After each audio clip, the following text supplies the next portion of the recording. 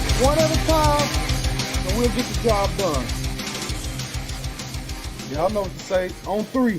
1, 2, 3. And the home of the Jets.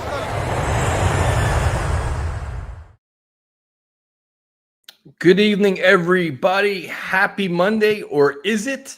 Following a week one game that left some discouraged, some angry, some disappointed, and some encouraged. You never know. So, Bubs, how you doing, man? Tyson, thanks for having me back on. Yeah, it's been kind of crazy last 24 hours. Lots of positives to take from the game, but in the end, kind of just a gut punch, demoralizing loss the way they lost it. Everything they needed to do, they did from an offensive perspective and some, but couldn't come out on top. So looking forward to breaking this one down. Good evening from Norway. Well, thank you for watching from Norway. Definitely appreciate it. Thank everybody for joining us. We appreciate it. If you're looking to get completely riled up, I just made a video that's going to probably piss off a lot of people. Feel free to check that out. But Bubs, what's really interesting is you actually went to the game. So the first question I had for you is, it looked like a lot of black and yellow in the stands. What was the percentage of fans there, Jets through Steelers? Yeah, it was very close to 50-50. I still think, just from kind of when the Jets had a couple sacks and the touchdowns and some of the big plays that they had, the place was fired up. I still think the Jets had the edge, but it was close. I mean, the terrible towels were very noticeable. I think 55-45 probably. The Steelers fans travel well. We know the Jets in that building haven't had much of a home field advantage since they've switched. So I think we all kind of expected a ton of Pittsburgh's fans. I do think the Jets had the edge, and the fans were ready to go, and they were bringing the noise. I mean, the 4 sacks they had on Rodgers were big. The Justin Fields touchdown where on the fake, and he took it, and he was kind of waltzing into the end zone, and then he was doing the Jet celebration. The building was popping then. So the energy was good, but yeah, a lot of Pittsburgh fans, which was as to be expected. Yeah, no, I kind of expected that because between the weather, a lot of Jet fans not buying in, a lot of Jet fans being priced out by the team, and then you have just Steeler fans travel well. I kind of expected that, but I think when the game got good, Jet fans were loud and proud, led by firemen and everything like that. So that was good.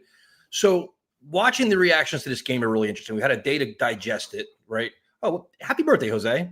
Happy birthday, Bub. Yeah, Bub. Just tell everybody what happened to your room before they're all distracted. Oh yeah, I'm in college, so not on my normal setup this week, but I'm kind of.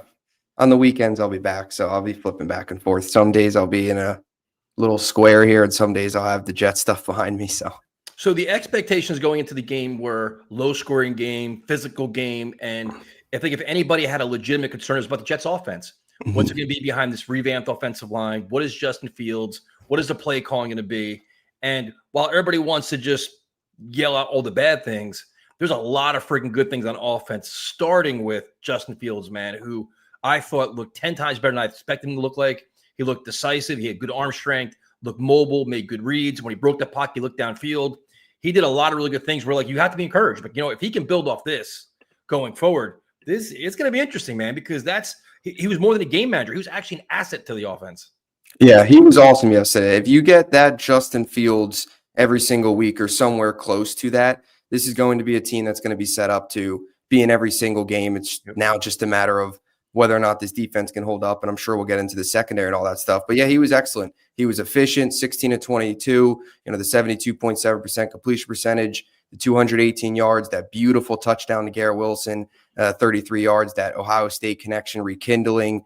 He was awesome. And then from the rushing perspective, was really solid as well with the 2 touchdowns on the day, 266 total yards and the 3 touchdowns. It was one of the best games of his career. You look just into some of the advanced numbers as well. I mean, his passer rating was 5th best among all quarterbacks in the NFL. I can't tell you last time I think we were talking about a Jets quarterback being near the top of the league in some of these passing categories, statistics wise. The box score numbers are really impressive, but some of the advanced stuff is really, really good. His passing grade was the best he's ever had in a single game in his career. So he was awesome. Taking what the defense was giving him, took some shots, had the Garrett Wilson play.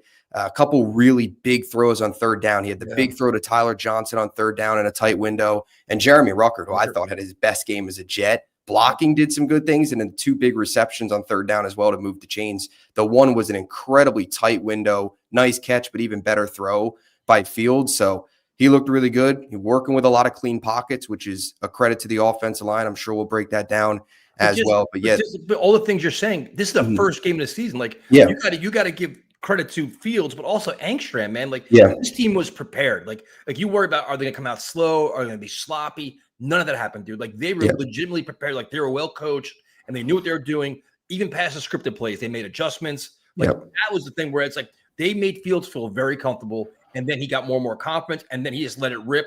He used his legs. Like, it was encouraging on so many different levels with him, man. Yeah, he deserves so much better than the result. He deserved to win this game. He deserved to pick up his first win. He was awesome. And yeah, to your point with Engstrand, the Jets had I don't know if you saw this tweet earlier today, but Pro Football Focus had the Jets as the highest success rate on offense in the NFL through week number 1. They I didn't think punt they were in the first half. Yeah, no, that was the first time since 1991 they did that, which is crazy, 30 plus years. So yeah, they were awesome. Fields and Engstrand and the adjustments and just first drive as well, going down and getting points right away, setting the tone early, winning the battle in the trenches. It was great to see. Fields' dual threat ability was on full display, and he continues this. Like I said, they're going to have a shot in every single game. And I also think he brings a physical mindset to the offense too, where he runs, he's not scared to take a big hit, he gets back up. Like he matches Aaron Glenn's mindset in many different ways. How he's tough, he's quiet, he's an actions, not like not words kind of guy, which is great. Now the offensive line, which was a big concern, we talked about it last week. Oh, AVT's out. What the hell are they going to do? They're going to get manhandled by the Steelers or whatever else. And that didn't happen at all, dude. Like, it was actually the opposite, where Membu, rookie, first game, did more than well enough against TJ Watt.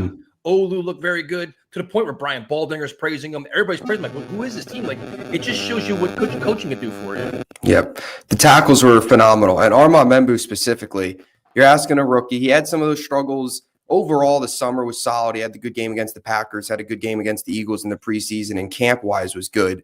But he had that one stretch against the Giants in the joint practices and in the preseason game where he struggled. And you were really wondering, one of the biggest X factors going into this one was how he would fare against TJ Watt. For any tackle, that's a big ask. But for a tackle in his first game, that's a huge ask. And he was excellent. I mean, just watching back some of the film clips today, he put TJ Watt down twice. He pancaked him twice in this game. He didn't allow a sack, no pressures, no hurries, no quarterback hits on 25 pass blocking snaps. He was excellent. And in run blocking wise, there was a couple really big lanes that he, all over the place, just opening it up. And Olu as well. And I think what was so encouraging about Olu, couple nice reps as well in pass protection. We knew that about Olu though, right? Is his pass protection ability. We saw that last year prior to the injury.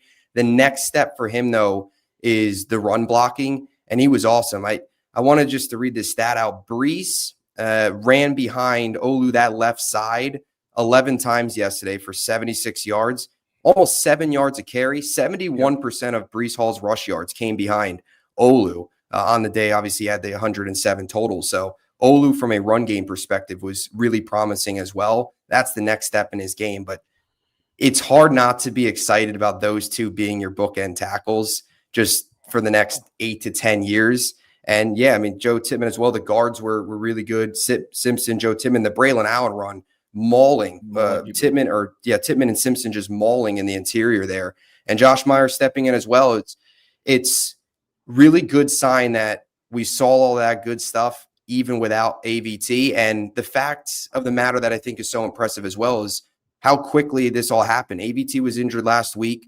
They had a couple days to kind of prepare for this, couple days to adjust, and they went out there and they looked flawless. You would think AVT was on the field for this one. So and again, it's all five of those guys. First-time head coach, first-time coordinator, first-time offensive line coach, and this is what you got of them. They were prepared, dude. Attention to detail, communication. The team's buying in. The offensive line was stout. They're physical. They're nasty. Justin Fields, I thought, got a late hit. They didn't call late hit, but John Simpson's penalty, while I know it was bad, maybe cost them points. Dude, the entire offensive line with Jalen Ramsey. Yeah. That shit we never saw before. We never saw that. Even when Aaron Rodgers was here, nobody really ran him too quickly. This was a team that really bought into it. Yeah, the Ramsey, that should have been a penalty on Ramsey. That was so dirty. That was so late. Like, Fields was giving himself up. He was throwing it out of bounds. There was no need for that. I kind of agree. The whole Simpson thing, I don't have much of an issue with it. The bigger penalties, the Quincy Williams one, that's inexcusable. Yep. The John Simpson, though, he's protecting his quarterback, and to me, Ramsey should have been flagged on the play anyway. That was ridiculous in my opinion. Yeah, so the offensive line set the tone, which is what you want. Like that was the biggest thing. Like Aaron Glenn talked about it all preseason, all training camp. We want to be physical. We run the ball, and guess what? They actually did it. Like it's not just media talk. It's actually this is our commitment to making the run. We want to bring our approach to the game. They did that. So then the other question was, what is Breece Hall? Maybe Braylon Allen's better. Maybe Isaiah Davis is better. How are they going to use him? Maybe we should trade him. Dude, he looked like rookie Breece Hall. He looked explosive. He looked dynamic. He looked like an asset where later on in the game, I'm like, give him the ball, dude. Like, get the ball back in his hands again. Like, let's not get too cute. Let's go with what got us there. Breece was that guy, which is, dude, that's a whole nother dynamic to this offense now because you have Braylon Allen's a bowling ball. Breece is going to be that guy. And Isaiah Davis is your change of pace back, which is perfect. Yeah, it was excellent. Breece looked like 2022 pre-ACL and in 2023 Breece as well. He was awesome. I think one of the things that was so encouraging is when Breece is at his best, he makes it look easy. Like his second to get to the second level, the defense, the burst he has, it doesn't really look like he's trying when he's making guys miss and getting to the second level. He made it look easy. And his vision, I thought, was excellent. Seeing it in person, I thought it was really good. But just seeing some of the film clips today, the vision I thought was really good. There was a couple plays where he cut back up the middle, found the hole, hit it hard, and got to the second level. Last year, I thought that was one of the biggest concerning parts of his game is there was a couple plays where he would kind of just fall into the back of the offensive lineman and go nowhere. This was not the case. He was cutting upfield, good vision, finding the hole, hitting it hard. I mean, 5.6 yards per carry is phenomenal. And yeah, I mean, as a team, just grinding Pittsburgh down. It was 3 to 4 to 5 yard runs on first down, making it second and manageable. Then another 3 to 4 yard run, and now you're in a 3rd and 1 situation. And that's where you have, a Braylon as that thumper short yardage back or Fields on a quarterback sneak. And I do agree. There was a couple times where they went to Braylon, and I'm kind of like, just give it to Breece. He's the hot hand. We've talked about that a lot, about this running back room being a committee approach, and whoever has the hot hand, just keep feeding them the ball. Part of me, when they had that 2-point conversion, I wanted to see Breece. I did not let, and I'm sure we'll get to it, the 2-2-point conversion calls, that was my one gripe with Engstrand yesterday. I didn't like either of those calls.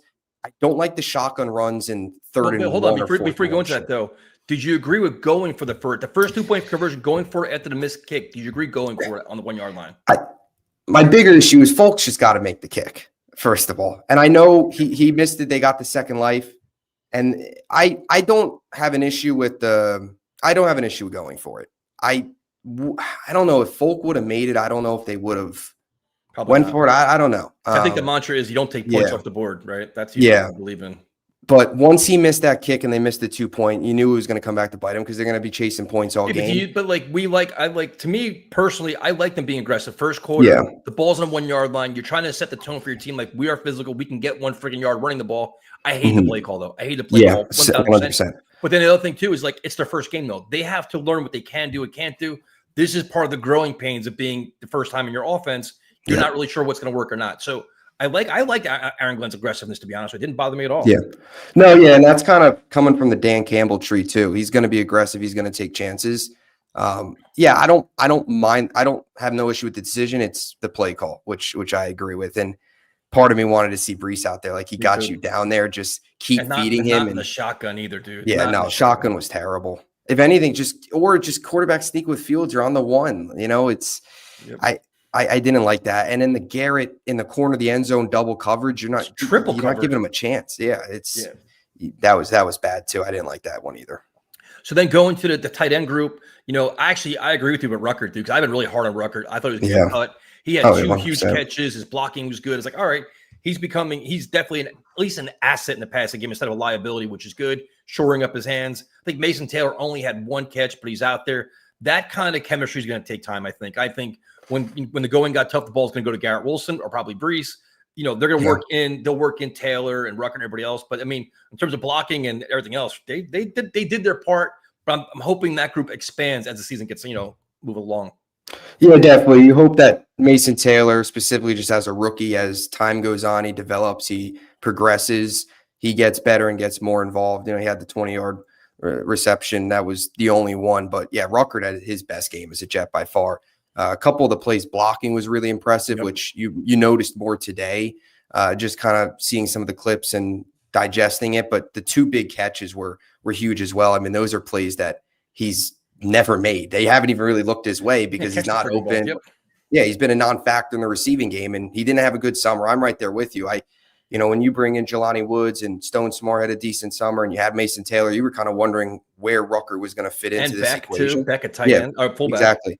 Yeah, definitely. And they obviously showed during the summer their ability to use him in the passing game as well. So, yeah, Rucker was really promising. Mason Taylor, as the season goes on, I think you'll see him more involved. But just in general, behind Garrett, it's still that committee approach where there's going to be weeks where Brees is going to step up in a big way. He had the 2 catches yesterday, but I even think there's going to be weeks where Brees is bigger than that, where it's 4 to 5 catches for 60 to 70 yards.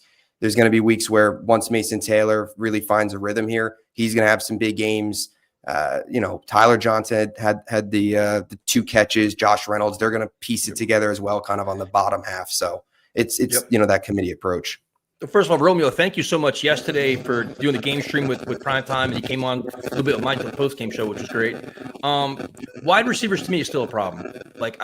I just think that Garrett Wilson, he's going to get his catches, but you need something more after that. Alan Lazard was inactive. I wouldn't be he was hurt, came back, whatever. Yeah. I wouldn't be surprised if he's out of here sooner rather than later. But I still want somebody else, dude. Because you need guys that can continuously get open, stuff like that. I'm not sure it's going to be Josh Reynolds or what else. I think now that the Jets offense has the one game of tape, defenses know what to look for. The element of surprise is somewhat gone now. So now they can, hey, listen, we can bracket coverage here to Garrett. We can do all these things. Who else can get open for him? You can't always be naked dunk to Brees, and you don't want to see Justin Fields forcing the throws, right? So, I think we'll talk about Gibson later. I think still, if the Jets want to be aggressive, make a play for somebody, I'd still try to find a wide receiver somewhere. Yeah, I'm totally on board with that. Feels like that's going to be a talking point every week. I mean, you didn't really see much of Arian Smith. It'll be interesting to see if they have more of him involved as the weeks progress. He still kind of feels like, though, rookie season, more of just like a vertical guy that could stretch the field a bit in certain packages. But yeah, I mean, outside of Garrett, it's, Reynolds, Tyler Johnson, neither of those guys stick out a ton. Gibson should not be on this team. I'm sure we'll get to him. Lazard is, who even knows, he might be traded now that they don't have to worry about him going to Pittsburgh and, telling them about the offense, but we'll see what happens with Lazard. Yeah, Jared, thanks for the heads up, dude. I have my wires are all crossed underneath my wheel. I have my chair has wheels on it and one's wire stuck inside the wheels. So I just realized that. So it's kind of screwed up.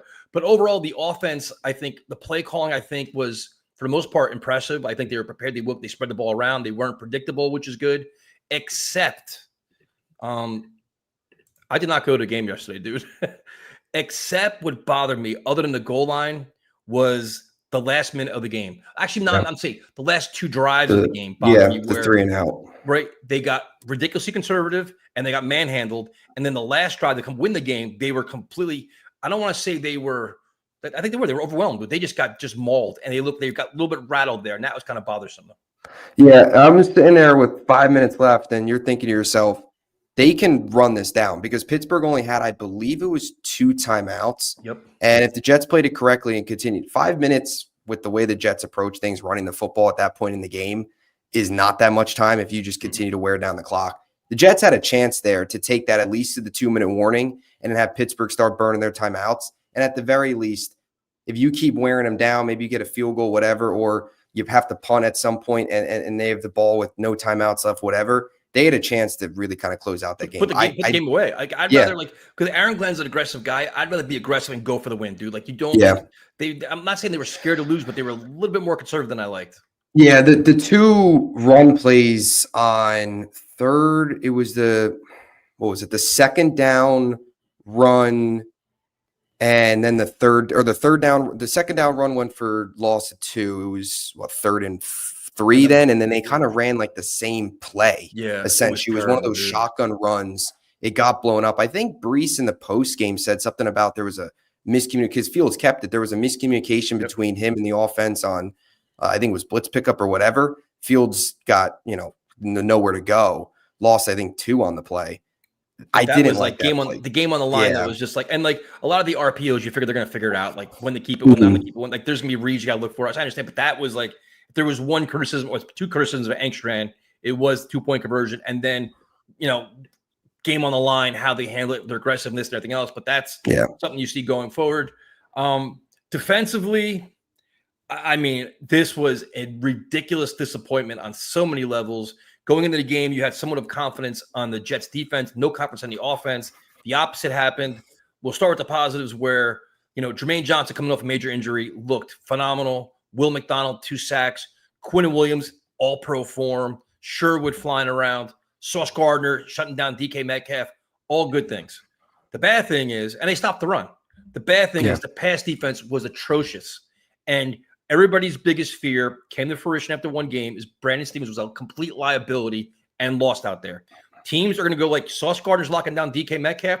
Why force the ball against Sauce when I can attack the guy on the other side who used to be DJ Reed, and now it's Stevens, and he got completely exposed. The 2 safeties I thought were awful too. And I tried to buy into Cisco. He looked lost. Tony Adams is still Tony Adams. That's the same guy we saw last year. That's dazed, confused, and lost out there, taking terrible angles and everything else. The secondary just got torched, dude. And that was the most, even Michael Carter second didn't have a great game. It's like it seemed like they just weren't prepared, or they weren't communicating, or whatever it was, blown coverages. Like you had the Gibson fumble, we'll talk about later on. Next play action pass, touchdown. It's like it was just they look like as prepared and I don't know, as prepared as the offense looked like. Yeah. The defense looked opposite, dude. They were secondary was terrible. I guess I'll start with the positive and totally on board with you. Defensive line, it was excellent. That trio of Quinn and Jermaine, they were phenomenal. Will McDonald, Phillips as well. You just look though, like you mentioned against the run. That's been one of the biggest questions with this defense, what they can do against the run. Yep. They held the Steelers to 53 yards and just 2.7 yards per carry. Yep. The longest run yesterday for the Steelers was 9 yards. Yep. So defensively, they were excellent stopping the run. And the trio of Quinn and Jermaine, Will McDonald had 12 pressures, 7 quarterback hits, and 3 sacks. So they were awesome. And Jermaine, I think, was just so promising. You know what to expect from Quinn and Will McDonald. But Jermaine, this is a guy that I think a lot of us expected. Takes 2 to 4 weeks, to kind of get back into the groove coming off the torn Achilles. He looked like he hasn't missed a beat. He looked like 2023 Jermaine, and that's huge. And that's huge, especially going to next week and early here in the season where you didn't really think you'd have that. It's kind of another weapon added now. So they were great. Sauce was excellent. Finally traveling. He was awesome. And the one pass that he gives up is the fluky deflection off the Steeler. And that's the play that gets Chris Boswell into the 60-yard field goal range, which they could have kicked that ball from Pittsburgh. It would have went in, but it's just so unfortunate. The secondary, Brandon Stevens is who he is. Like this is this exact player we saw in Baltimore. He's just a bad. You said it best in your corner, or you said it best in your recap yesterday. He's a bad corner. That's who Brandon Stevens is. He's as advertised. He's exactly how he's advertised to be coming from Baltimore. That's exactly. It's the 7 targets, 5 catches, the 2 touchdowns, the defensive pass interference, the dropped interception was. I couldn't contain myself. I couldn't believe it. That is the game right there. You pick that ball off, the game is over. And I don't know if you saw the alternate clip, but there was a video of Jermaine with his hands on his head, he couldn't even believe it. How do you not pick that pass off? You get the $36 million contract and you can't get your hands on that football. That was awful. Michael Carter was really, going back really and keep in mind, Stevens got lucky in that last drive too, because he could have been interference on that too, and they kind of bailed him out on that one. And the touch, and he was falling all over the place. The touchdown he gave out. That's a good comment. The touchdown, he fell over. I think it was the one after the Gibson fumble. He completely fell over and blew his coverage. It was horrific. He was so terrible. I mean, he gave up 60 yards yesterday. Him and Gibson were the biggest culprits. And I would, and I'm not going to do it. I don't think Gibson's going to be on this team next week. But just going back to Stevens. Yeah. I'm what? How many games? You give him 2 more games? I move him to safety. I would. I'm going to see a corner get burned. Let it be AZ Thomas learning. Let him learn. Yeah. I'd rather see him learn and get experience than watching a guy you paid all this money to just be who he really is. Yeah, I would play AZ Thomas next week. That's what I would do. They won't. They'll probably have Stevens another week, maybe another 2 weeks. I play AZ Thomas right away, and even Malachi Moore over Tony Adams as well. Yeah, me too. Because you mentioned Tony Adams, the DK Metcalf missed tackle in the open. I mean, what are we doing? That was disgusting.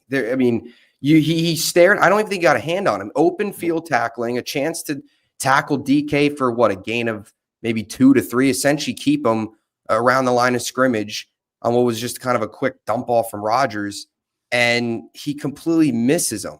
And DK gets, 10 to 12 yards after the catch. That was just a disgusting display of tackling, and we've seen that from Tony Adams.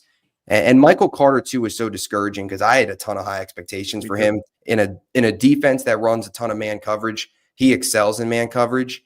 And I really thought, and it's only one game, but I really thought he was in for a big season. He had the dropped interception too. Yep. Not as easy as Stevens, but you're one of the highest paid nickels in the NFL. In a game like that, you got to catch that. So, well, the thing is too, like to Mike's question here, would you guys trust the rookies more and Thomas to replace Steven and Adams? They can't be any worse. And if they're going to learn, I'd rather them learn now, because if Stevens is going to make rookie mistakes or be a liability, let it be AZ Thomas to see what you have. And I think Aaron Glenn talks about accountability, holding guys accountable. I think he's not going to do it right away, but he could. Yeah, and what's tough about Stevens, though, is that feels like that's one of their guys that they really believe in. They've talked him up all summer. And they were questioned repeatedly over it, though. Yeah. And that's Muji's big signing. And it's like, look at two of them now, not to be a jerk, but I'll be a jerk. Cisco and Stevens. Yeah, and you're spot on. As much as we could praise this coaching staff and give them credit for the way they came out and just what they've been able to do, those are two big kind of bumps on the resume right now. One game in, albeit, but I don't see Brandon Stevens getting better. This is who he was 4 years in Baltimore. The guy let up, I think, 800 plus something. He let up, I think, the most yards of any cornerback in the NFL last year. Like, this isn't some out of the ordinary bad performance. This is who he is. He can't play the football. His back is always turned to the football. He never turns his head. He's always grabbing. He can't break up passes. His ability to get interceptions he can't do that as either. He's tight in coverage, but he can't play the ball. And that's tight. And the thing is, like, and the one thing I see the comment, everybody's like, oh, DJ Reed didn't want to come back here. I think DJ Reed had enough of this experience. He wanted to go to a winning team and just get out of this area. I think he was done. But this is also the guy that they decided to replace him with. Yeah. No, I agree. I don't think DJ Reed was coming back. And I also just think the ending was a little messy. Like, remember the quotes he made at the end, how he was ready to get out of here. So, over it. Yeah, DJ Reed was ready to move on. But it's more so the signing of Stevens than letting Reed walk is the bigger issue, in my opinion. Well, then also the safety position, which one was a lot of, we talked about this so many times, but a lot of Pro Bowl safeties that were out there that signed for cheap. They decided to go get Cisco, who's coming off a rough year from Jacksonville, and run it back with Tony Adams. Now, I got to say Malachi Moore is here. But dude, there's ways to upgrade this here. Mm-hmm. Yeah. No, I mean, and what's so tough about Cisco, and you kind of question whether it was not more of Jacksonville's defense and the situation they had there, but he was another guy coming off of a career worst year, and so was Stevens, and you brought both these guys in, banking on them improving, banking on the coaching. You didn't see that. Yeah, Cisco was not very good yesterday. Nope. Both the safeties we knew were concerns going in game one, they're big issues right away, which is bad, and it's not going to get any easier because you got Josh Allen coming to town who can obviously light up any second. Touchdown Bears just now. Looks like Caleb Williams threw a touchdown. Can't see who's who though. So we talked about the defense, and then you have the big penalty by Quincy Williams drove me absolutely insane too, which is you love his passion, you love his speed, you love his energy. That was an enormous penalty, dude. That was when I started cursing my brains out. That was like, you know what? That's a game breaker. Unacceptable. That was right in that line of the Gibson fumble and the slow. Once they took that 9-point lead, the penalty, the Gibson fumble, all of that, you could just tell it was going to be the start of a meltdown. It's an unacceptable penalty. It's something that can't happen. It wasn't even like close. He was clearly out of bounds and he lays the big hit. It's unacceptable. And like I said, the John Simpson one, that is not as bad just because, he's protecting his quarterback. And I think Ramsey should have been penalized anyway. Quincy Williams, though, it's inexcusable. And I thought Quincy as a whole yesterday, coverage-wise, gave up a bit. The big penalty, though, is the killer. He did have the sack, so kind of a mixed bag for him. But you got to be disciplined, especially in close games like this and against a team like the Steelers where they're going to be a disciplined team. They're under Tomlin. They're not going to make the stupid, dumb penalties. You can't, in return, make the dumb, stupid penalties either. So, yeah, that's unacceptable. And he's got to be held accountable because, Glenn talks about it. No matter who you are, whether you're the starting linebacker or you're the 52nd player in the 53-man depth chart, it's unacceptable and it has to change. To Micro Fox's point, That was what brought the old Tyson back. I'm telling you right now, Yeah. the Quincy Williams penalty, my neighbors learned new curse words yesterday. Yeah. I was just like, not again. We saw this last year. Like, you love the player, but it's like you cannot make that mistake. Nope. Speaking of mistakes, this one, Bubs, broke me.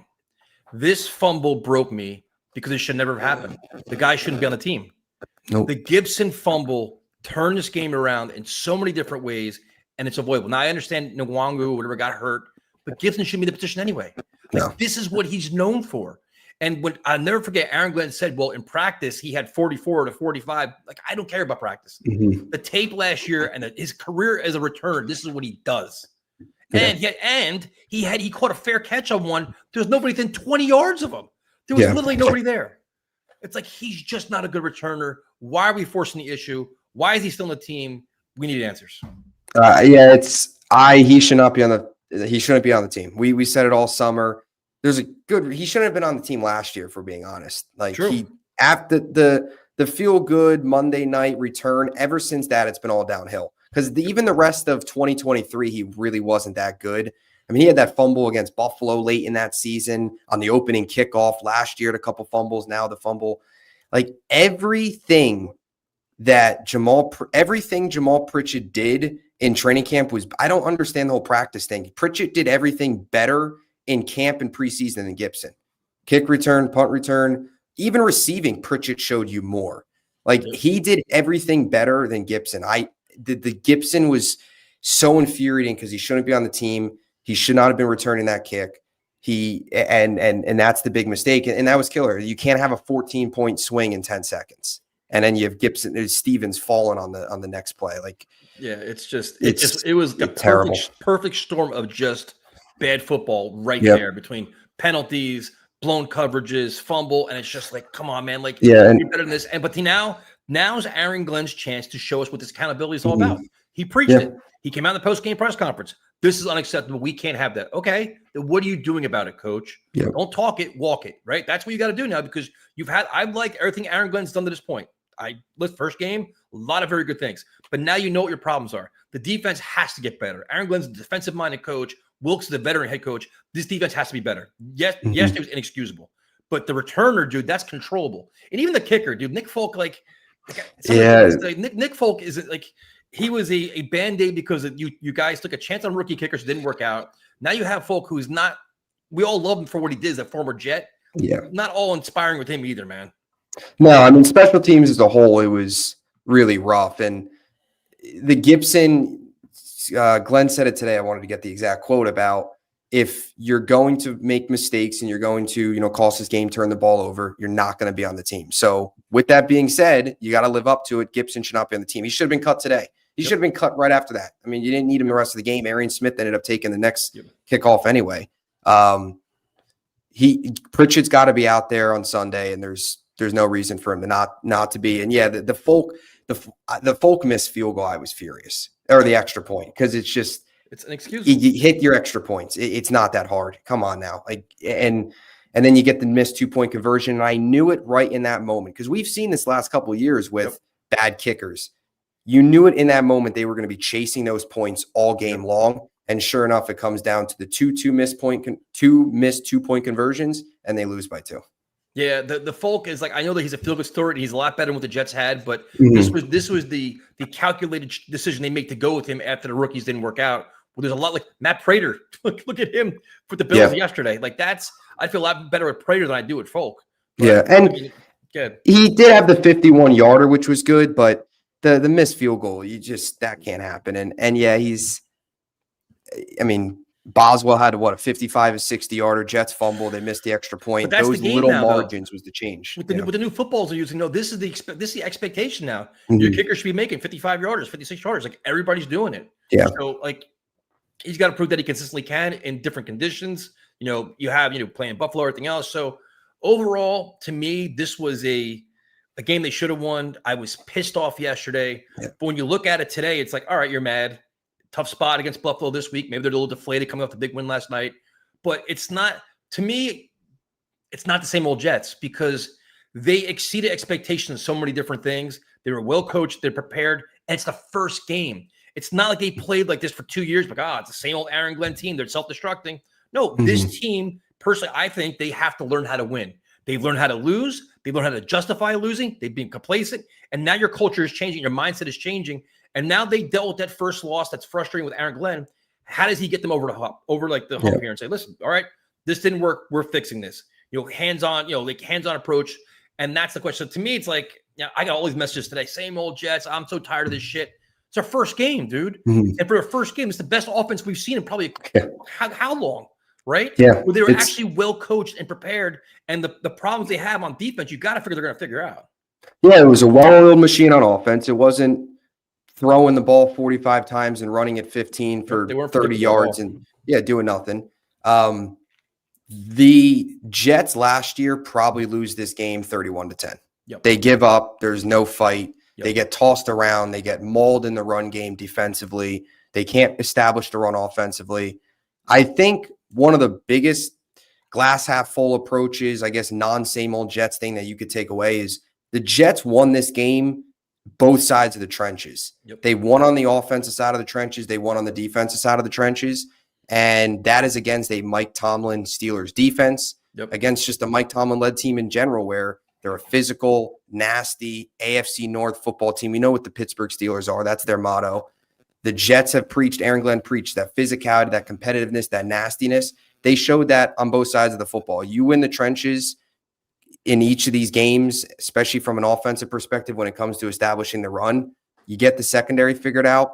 There's a path for this team to have success. But, in the same token, that's where it is such a gut punch, is because you did all these things well. You dominated time of possession. Fields played the way he did, and you still fall. But the physicality, the trench stuff, I think is really encouraging. And I just think last year's team. To me, it's like you can't be like till I see Lauren and saying all this stuff too. It's like this is Aaron Glenn's first time going through this.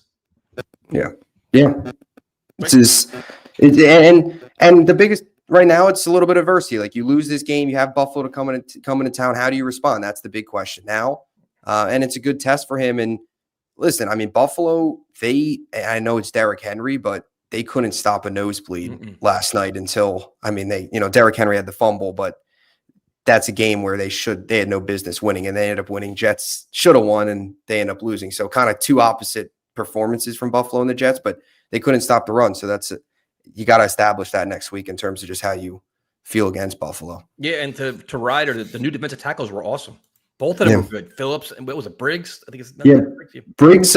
Briggs had a really nice run stop that I vividly remember. And Harrison Phillips, I don't know if you saw the clip today from Phillips, but he's just I like a lot of what he says. He feels like just a good locker room guy, leader. He's a really nice addition, in my opinion. Luca, what's up, man? What's going on, fellas? Hope all is well. I'm pretty neutral on this day after Monday. Neutral meaning what? You're not encouraged and you're not down. Not up, not too high, not too low. That's what I got to say. You were surprised by their performance yesterday, I think, for the most part, right? Oh, for sure. My official prediction, which I made on Afterburners, was 16-13 loss, but I was very well surprised by the offense. I think Justin Fields balled out. I think he did everything he needed to do. He made the throws that he had to make. He stretched out the defense a little bit. I thought that ball to Garrett Wilson for the touchdown was beautiful, stretching the defense. And I also like about that specific play, they were playing single high safety, I believe the Steelers were.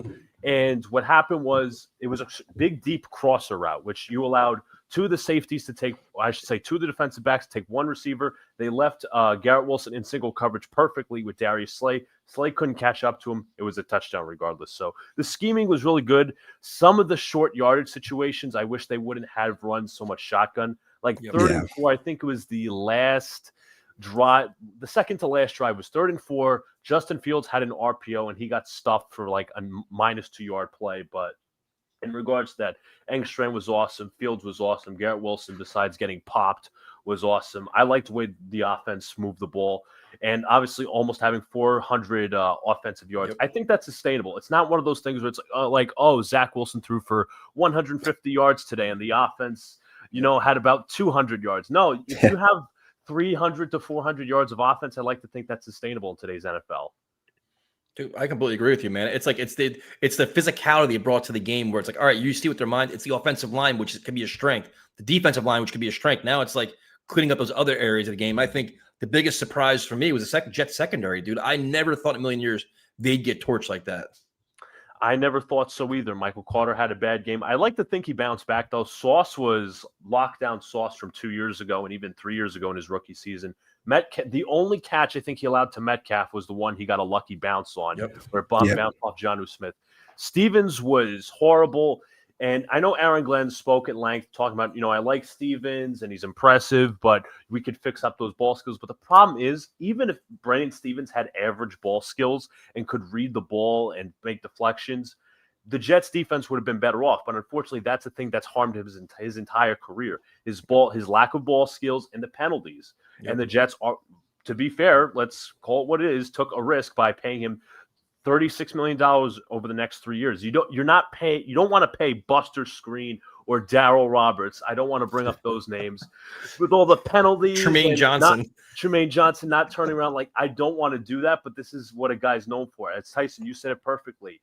I would rather have Azariah Thomas learn on the fly rather than a guy who's $36 million and you know what he is. This guy, Thomas can get better, and I hopefully soon he can play. That's a good test for Aaron Glenn, though. Yeah. You're big money man, not performing up to standards, and you talk about accountability. When your team's looking at this guy, listen, man, you hold him accountable. He's not playing up to speed. But again, it's one game. He can come back this week and play great and whatever. But if you're going, as what we see so far, it's not encouraging. And I thought Cisco is disappointing too, man. I thought the safeties were just lost yesterday.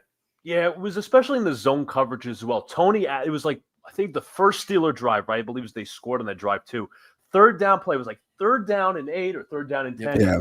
Little play to Metcalf. He should have been taken down. It would have been 5 yards short of the marker. He slips. He has no idea how to pursue the angle and tackle Metcalf. And it was like, he goes down for a couple of yards and the Steelers are driving. That would be a touchdown. I blame that drive on Tony Adams solely, but he's been bad. Not a big fan of him. I'm going to give Cisco another week. But Stevens, I'm not a big fan either. But to be fair, this is on coaching evaluation. It's not certain terms like coaching, but it's evaluation. You pick these guys, they have to step up. That's what's fair. Yeah, and I'm glad you brought up the first drive. They allowed 2 back-breaking 3rd and longs on that drive. I mean, just unacceptable. You can't do that, especially after they go down. Because I believe it was Quinnen had the sack on the second play of the game, I think. Yeah. And it was like 2nd and 14. They ended up getting, I think Gainwell had to carry for 4 yards, whatever. It was a 3rd and 10. And then they got it to, I think, Freiermuth it was, for about like 11 to 12 yards to convert. And then, like you said, Luca, they had that big play to DK. The 2 3rd and longs, you can't give that up. And the first drive of the game, they have a chance there, 3rd and 10, to get 3 and out after putting up 3 points. You talking about getting the ball back, going up 10-0 right away. It's unacceptable, and it's just another fact of the secondary struggling in those spots. You know what? It was obviously, you guys point out, it wasn't even the whole defense. I thought the linebackers did their job. Sherwood, Quincy Williams, besides that dumbass out of bounds penalty. Yeah. Jermaine, you mentioned it. Jermaine Johnson, Quentin Williams, Noah McDonald, even Jawan Briggs stepped up. I thought Harrison Phillips, I know he said basically, I hope that was my worst game. I thought he was a stabilizer among the defensive line, because I saw in one of those plays where he actually took up a double team, and Quinn Williams, I think, eventually got a sack on that play. So he's the guy that's either going to pursue the weakest matchup or he's going to pursue the double teams first, so one of those guys can get free. But it sucks. Why I'm so mad about the loss, I know I said I was neutral, but it's like, you can't waste a performance like this. And you're going up against the Bills next week, who dropped 41 points on the Ravens and came back. So it's going to be interesting to see how Aaron Glenn and his team make the adjustments. But you said in his words, like accountability and all these different things. If you cost the team, you're not going to play much. It goes with Gibson too. You have to stand on your word. If I'm Aaron Glenn, I would bench Gibson next week, make him healthy and active. I'd throw in Jamal Pritchett, maybe Alan Lazard, maybe he comes back as just a receiver, but I'm not totally sure I see a future with him as a receiver. Yeah, I'm kind of a Trav on this. More good versus bad, in my opinion. Like, they lost, and a loss is a loss, and I was pissed yesterday. But when you take a step back and look at it, a lot of really good things happen as long as you build on it. Like, you can't go out and get 110 yards next week on offense or look like lost and confused Justin Fields. Like, this is a very this is where you're building off of. It's a lot of really good things, and you figure the defense has got to get better, man. And the one thing that's really to Larry's point here, Stevens is Aaron Glenn's guy. So Aaron Glenn in his press conference today said he's playing good football. That's great. You could tell us all you want. We know what we saw. don't expose yourself by being too loyal to a guy. It's not good for you. So that's the most fascinating thing. See if Stevens actually bounces back, or if he continues this, and then how Aaron Glenn actually handles him. Absolutely. And one remark, I know you didn't like the same old Jets thing, Tyson. It's just the little things is what cost us the game yesterday. Bob's mentioned the two dropped interceptions. You had Brandon Stevens on one, you had Michael Carter on another. You had, believe it or not, there was 2 fumbles the Jets could have recovered. They didn't recover them. And then you just have the minor penalties. And it's not like a shot like, I'm not saying like Aaron Glenn's the worst or all these different things. I'm saying like this was a same old Jets loss in the sense of us beating ourselves. That could get better throughout the season. I'm not saying, oh, this is same old Jets. We're going to suck. Obviously, these next 2 games are a gauntlet because Miami sucked yesterday. That could be a winnable game down the stretch. We have to play these next 2 games. I'm saying it's same old Jets the way we lost because we beat ourselves. Can they get better? Absolutely. I'm not denying that, but I'm just saying in the way they lost. I can't label like that because it's Aaron Glenn's first game, dude. Like if this team's doing this, end of this year, next year, like, oh my God, this same old team can't get out of it. He has to teach this team how to win football games. That's what he has to do. And they're slowly they're figuring it out, but it's not like they did things yesterday. We haven't seen a Jets team do in a long period of time, man.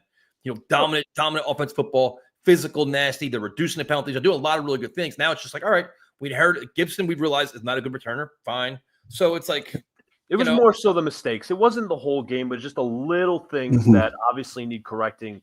And I know Aaron Glenn's talking about accountability and stuff. Just the little things, the little tune-ups. And look at the Ravens last night, how they fell apart. I mean, it happens in the NFL every week. It's just I just think there's people that just want this team to suck, to say I suck, we suck, everything else. I'm like, dude, for the first time in a while, I'm actually encouraged. Like, wow, man, Justin Fields may be a player. We may actually have something. Or Breece Hall's back to old form. Like, there's like we're all saying maybe 5-6 wins this year. If they can play like this week in, week out and be competitive, things get kind of interesting here where it's actually fun to watch football. Like, minus the loss, this game was a lot of fun to watch yesterday. It was competitive, it was entertaining. 100%. Like, wow, and then when they had a chance to fold, they didn't.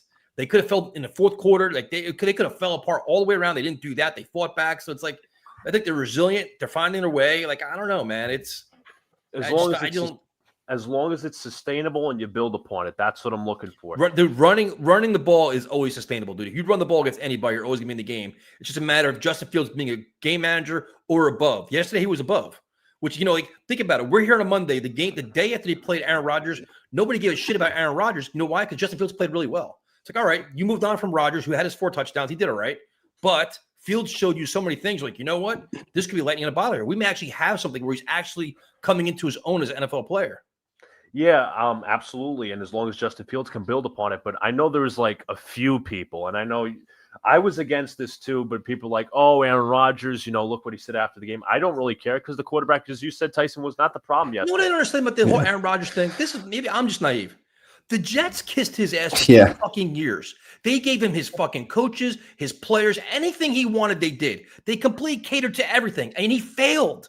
And it was time for them to move on. How is he mad at the Jets, dude? Because they embarrassed you because they didn't want you anymore? If they brought him back, the cap hit next year was ridiculous. Like, it's just, how is he mad at the Jets, dude? You failed here, bro. You just failed. Just to remark on that a little bit. First, you're right about that. They alienated Garrett Wilson with the acquisition of Devontae Adams last year. Breece Hall wasn't a factor. Now he is. You have those things. Aaron Rodgers talks about, again, I'm not crap talking Aaron Rodgers because we lost, but just for the people and Rodgers being petty. But it's like, to me, I don't care. And Rodgers like, I was happy that we beat anybody associated with it. Just last time I checked, I know you were complaining about when you had to fly over here just to get released. When you're dying. Back in 2023, we had to fly to California to talk to you. So I could care less about the Rodgers comments. As long as Justin Fields continues to play well and there's some sustainable football, I could care less about what's going on in Pittsburgh. The offense looked a lot better yesterday than did any time over the last 2 years. They were well coached on the offensive line. Tyson, you mentioned there was no severe miscommunications. Yes, there was 1 or 2 sacks, but everything they were playing on a string, the offensive line. Membu, as a rookie, did you see his reps against TJ Watt? He was phenomenal. He didn't allow a pressure. Myers didn't allow a pressure. Joe Tippmann didn't allow a pressure. The only guys were Simpson, Fashanu, but for the most part, everybody was in sync. It looked like a well-coached unit. And again, not hyping them up, this is going to be great and this different stuff. But you know what? As long as they build upon it, and I think it's sustainable, as I said earlier, as long as they build upon it, and they continue to play well, and there's some sustainable football, I could care less about the Rodgers comments. As long as Justin Fields continues to play well and there's some sustainable football, I could care less about what's going on in Pittsburgh. The offense looked a lot better yesterday than any time over the last 2 years. They were well coached on the offensive line. Membu, as a rookie, did you see his reps against TJ Watt? He was phenomenal. He didn't allow a pressure. The only guys were Simpson, Fashanu, but for the most part, everybody was in sync. It was Yep, no, I agree. Great call, man. Thanks for calling. We appreciate it. Talk to you guys later. You too. Yeah, Yeah. I'm with him, man. Like, because I just there's a lot of good, man. And the Aaron Rodgers stuff, I didn't even care. Like, Yeah. I didn't care about his post game press conference. I didn't care. Like, who cares? No, I don't care either. Everything that they catered to him, bringing all of his buddies over here, they did everything for him in the 2 years, and now he's pulling the victim card. Got the GM and coach fired, and now it's so woe is me. And I'll throw this out there too. And I think this is why it's such nationally. Some people are like, "Oh, Rodgers torches the Jets." You didn't watch the game, Nope. but from the Jets fan perspective, if Rodgers is the quarterback for the Jets yesterday, they do not put up 32 points because they don't establish the run. Rodgers is probably dropping back to pass 30 to 35 to 40 times yesterday. Brees does not have 107 yards in the ground, and Rodgers also doesn't have the 2 rushing touchdowns, and he doesn't have 48. Yeah, he doesn't have 48 yards on the ground like Fields did either. So, yeah, it's ridiculous what he's doing. Muffin Man. I had a muffin, but I got tired. So What kind of muffin was it?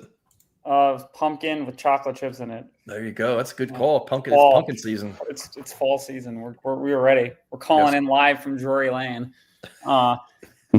We got Jets football. Yeah, I mean, I just can't. You're a special teams guy. Give us a special teams breakdown. Okay. Well, you know how you don't count interceptions if it's a pass interference call and it gets called back. I don't count missed extra points if it doesn't actually happen. So, I liked Nick Folk. I can understand. I think he's like a mid-tier kicker right now, which is all we really need. I think Zerline was one of the worst in the league last year. And I'm not gonna go off on a kicking tangent here. In terms of returning, I mean, we knew this was gonna happen. Yep. Like no one here was like saying, "Oh, well, Gibson really earned that spot." I mean, I don't think anybody would agree with that. Nope. I think that it was just such a shame because it really did swing the game around. And I don't know. It's just whatever. It is what it is. We didn't punt as much as we normally do. But again, I at the end of the Luka call, I was just thinking about the Rodgers comments. And it just really reminded me of the end of the first Rocky movie where the Jets might have lost, but we went the distance and we showed things that no one expected of us. We thought people were going in, the Jets are just going to, same old Jets, they're going to throw for 3 yards and they're going to have 4 interceptions. And it's just, I mean, I just can't be mad with that. And I just think that they're building something here that you see, at least again, one game, obviously. It's a team. They're building a team, not one superstar quarterback that everybody has to follow his lead and kiss his ass everywhere. Yeah. It's not, he was the big golden light for the team. And now it's everybody's buying in. They're all part of the equation. They all have to contribute to win. And they're much more well-rounded. And nobody's being alienated. There's units and there's different individual pieces that you see. You have the offensive line, the running game, Justin Fields, if he can continue what he's doing. Maybe we got a little Baker Mayfield situation going on. You have the defense. You have pass rushing with Quinnen. You have Sauce. Each there's an identity to each role, and everyone kind of plays a part that you didn't really see last year. Last year was kind of just the occasional flash in the pan, and then everyone would kind of just go into hiding. And I mean, I don't know. I just can't be mad with that. And especially when it comes down to a 60-yard field goal. I mean, obviously there were some mistakes that I hated the use of the timeouts, but I'm not really. It's the first game. I think that there's a lot of leeway to go, and there's a lot of things. And I'm not even that concerned about Buffalo at the moment. I think that it's a team that has shown, at least based on that one game, if they could recreate that, if this is a model for what's going forward, they can be in any game this year. 100%. And they win Sunday, and they're back in first place. I'm not going to go as far as to say they're going to win the division, but if you get hot, anything can happen. You can possibly see a playoff run, which is more than a lot of us expected. And there's just too much. I was so angry, but I was upset. I wasn't disappointed. I was just there's so much to be upset about, but you just can't look at that game as a negative. I just can't, especially from what I've seen from the passing game. I mean, I've seen plays I haven't seen since Fitzpatrick was quarterback. I mean, just the exciting quarterback play. And we had the passing game, the running game, vertical passing game at points. Yeah. I mean, I just don't know. Finally using Garrett Wilson the way he should be used too, actually maximizing his potential. That's like something. That's why it's so exciting. You think this is their first game at Einstein trying to figure things out. Now, like unlike Hackett figuring out that Brees can catch 10 games into the season, they know that Brees can catch the ball. This staff seems very prepared, man. They do. They seem very diligent with their preparation. They know what's going on, and they're trying to, maximize resources. You're seeing a lot of good things out of Garrett. You figure a bigger role for Mason Taylor, right, Bubs? Bigger role for Brees. Like, it's going to get better. This is a really good starting point. But a stout offensive line, you could do so many things, man. I mean, have you seen those photos online of just like stills from the game? Justin Fields, like no one within 5 yards of him. You could drive a truck through the pocket on some of those still shots, but. Yeah, just to both of your guys' point, I totally agree in terms of playing as a team. Last year it was a bunch of names. It was Rodgers. It was like AAU football. It was him to Devontae. Can I get my 500th touchdown? It was throwing the ball 45 times a game against, a Jacksonville team and who couldn't, terrible defense, Miami, like down the stretch there. So much different. And yeah, good offensive line play is huge. I think I broke down these numbers earlier in the offseason. I think last year out of the top 10 top 10 offensive line, like 9 of the teams were playoff teams or something. If you have a top 10 offensive line, you're going to be right in the mix, which is obvious. Yep. So wait, before we go into this, Mr. Forte, first of all, thank you. This team was at least respectful. Tyson, thanks for always being here first. And shameless plug, my friend did a song called Birdalized. I will look this up. Birdalized. Where is it at? Is it on YouTube? Where is it? I'll check this out. I love new music about Dennis Byrd. So that's awesome because Dennis Byrd is actually a Jets legend. Very fortunate what happened to him. So thank you. First, thank you for the chat, super chat, and I'll check it out for sure. Let me know where it's at. We're gonna find it. I mean, another thing that stuck out to me because I don't attend a lot of Jets games in the past. I usually always attend opening day, and I was there. And as you know, I'm there this year. I'm going to be around. And I was. I didn't get my luxury box tickets. I was waiting for those, like the sweet tickets. No, that's not where I'm at. I'm doing something else. I'm escorting people on the field. Bro, I'm here for you. I can't get into this right now, but I don't know what I'm allowed to say. So right now he's saying I'm on the list, but I'm not allowed on the field or in the stadium. Is what he's telling him. See, Bubs, I am banned. I told you I was banned. I can't confirm or deny, but I was walking around the stadium and, there's TVs everywhere and you're listening to the radio too. They got that on, Bob Wischusen. And one thing that stood out is he was telling a story about how they were interviewing a coach from the 70s about what is the greatest offense that he can imagine and he can think of.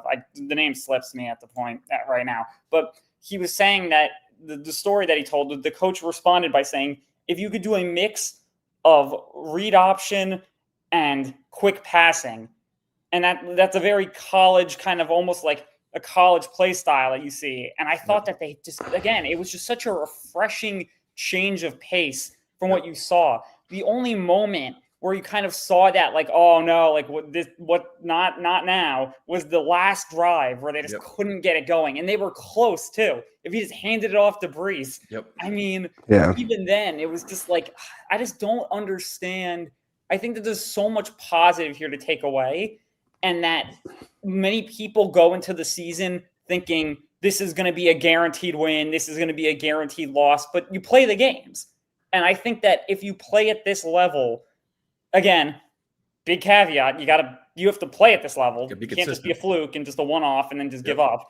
That there's just too much good to kind of sour the loss here. I don't know if that makes sense, but I'll keep it at that.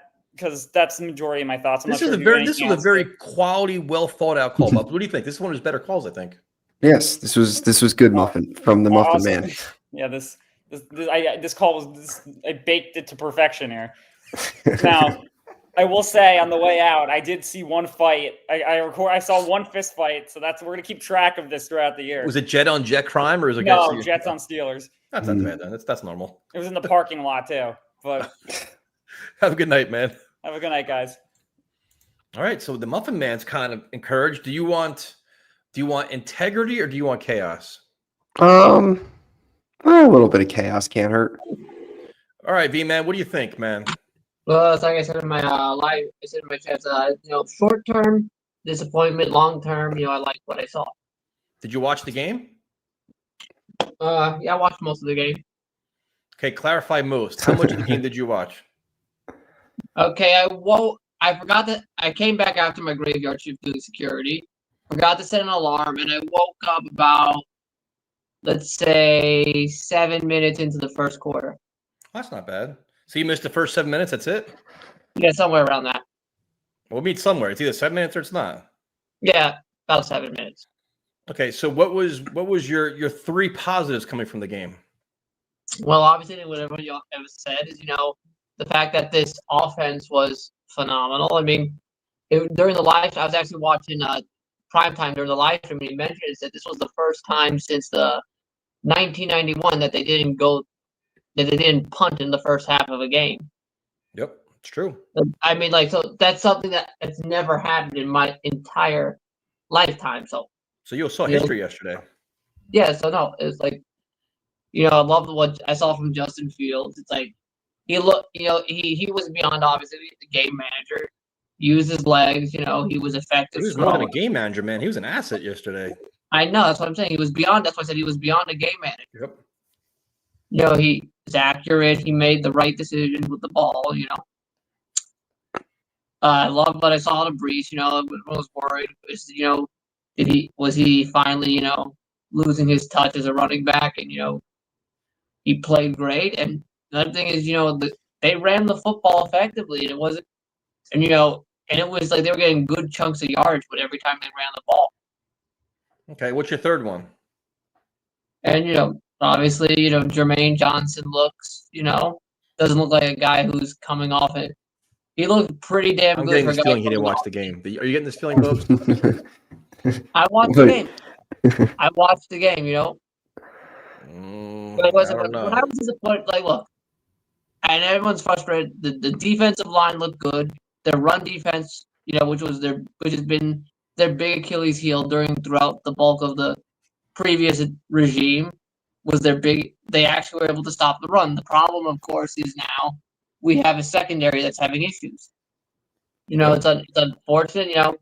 I mean, Sauce was fine. He had no problem yesterday.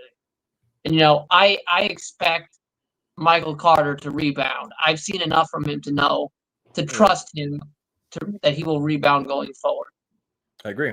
It's the rest of them that concern me. I agree. I completely agree, man. I think Michael Carter has shown up that he should get the benefit of doubt and bounce back with good coaching from Aaron Glenn. The safeties, I think, are a problem. I mean, and Stevens was just terrible. I got to just hopefully bounce back some way. Because you got to figure Josh Allen and the Bills are going to attack him right away, Bubs. I mean, that's the first thing you do. Is like, why challenge Sauce when you don't have to? Go to the other side. Yeah, every team now. That would just be common sense. A chain is only as strong as its weakest link. There's some accusations you only watch the highlights of the game. No, I watched the. No, I promise. I watched that game. I watched that game. I was. What'd you think about Alan Lazard's catch? He didn't play. I tried, man. I tried. The couple things frustrated me. There were little frustrations. So that final drive of the third quarter was like, just why wasn't Quinnen on the field there? Because you could see he was sorely missed. There was no resistance without him on the field. And then he only finally gets on the field to the point where even he cannot save that drive from scoring a touchdown. Well, he came back in the game on the 10-yard line. The ball is they're already in scoring position. Exactly. I know. That's the point I'm making. Is like by the time they brought him back once the fourth quarter began, it was beyond the point where even having him on the field was going to make an impact. Yep.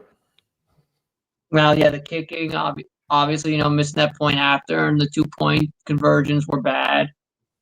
They got to clean that up. I like the aggression. I'm sick and tired of I'm going to say it, I am sick and tired of the conservative coaching that we've dealt with over these last few years. So I'm pleased the aggression. I'd like it to be a lot better play calls, like you said. This is actually a pretty good call, Bubs. What do you think? Yeah, it's good. They passed the Alan Lazard test with flying colors. What are you drinking now? Just a beer. What kind of beer is that?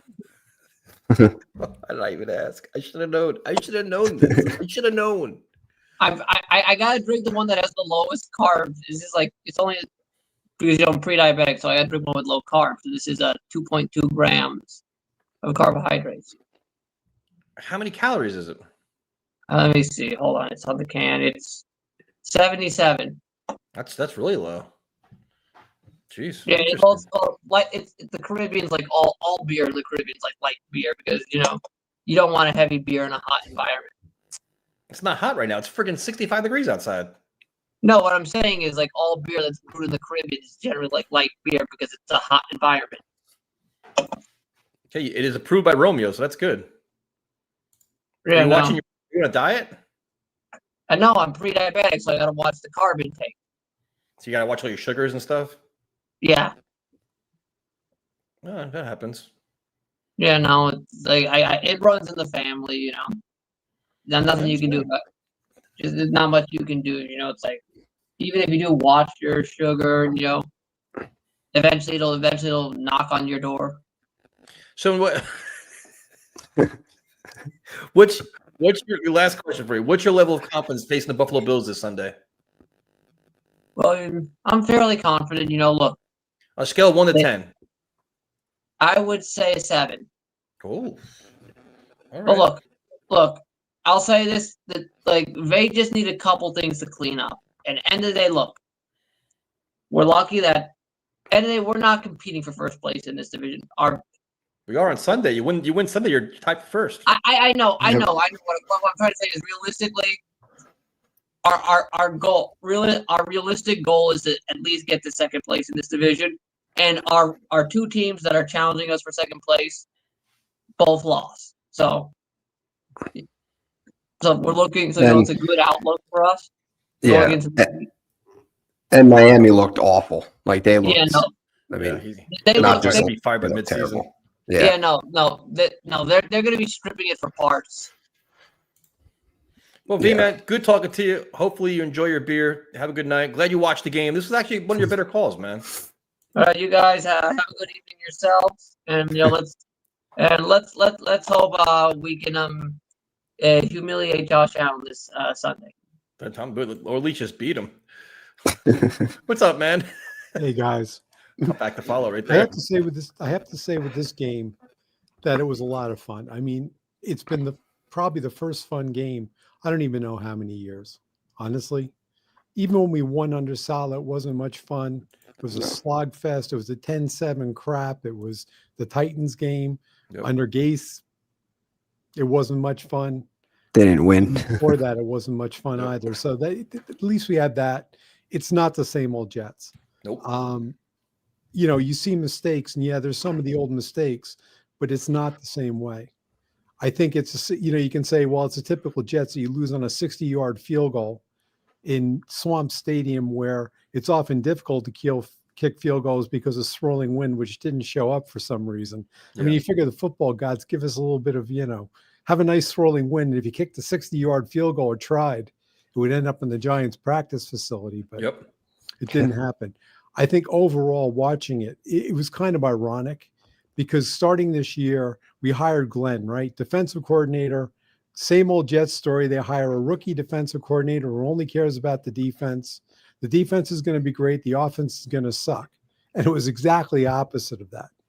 Yep. We also were worried about the defensive line, saying we didn't have enough. Now they picked up the guy from Minnesota, so that's cool.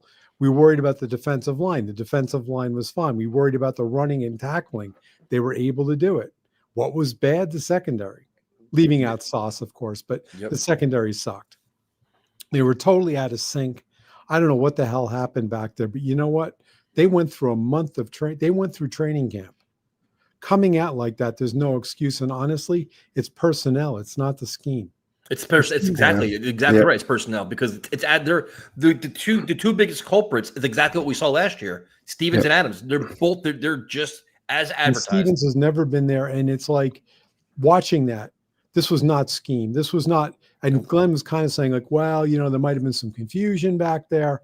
I don't think so. I think it was just poor playing. Period. Yep. One of the things that worries about next week, I'll talk about that in a second, is that to cover for him, they're going to try going cover because they were doing a lot of man. Glenn said they were doing a lot of man, and he kind of implied that they were going to go cover 2, cover 3 to try to protect that. Well, first of all, you got lousy safeties. It doesn't Go help. ahead, you. Bubs. I see you got to go ahead, Bubs. Yeah, the issue with man is, I mean, they didn't look good at all yesterday, man or zone. But some of the things they did from a zone perspective, there was one play where Michael Carter kind of tossed the receiver, thought he had help in zone, and there was nobody there. I forget. I think was it the Skoranek touchdown? I forget exactly which one it was, but yeah, there was like they were just.